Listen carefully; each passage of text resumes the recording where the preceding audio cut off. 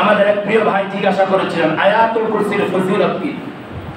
রাসূল আরবি সাল্লাল্লাহু আলাইহি ওয়াসাল্লাম বলেছেন কুরআনুল কারীমের মধ্যে সবচেয়ে সম্মানিত সবচেয়ে গুরুত্বপূর্ণ একটি আয়াত হচ্ছে, সেটার নাম হচ্ছে আয়াতুল কুরসি। চিৎকার করে সুবহানাল্লাহ। সূরাতুল বাকারা 255 নম্বর আয়াত।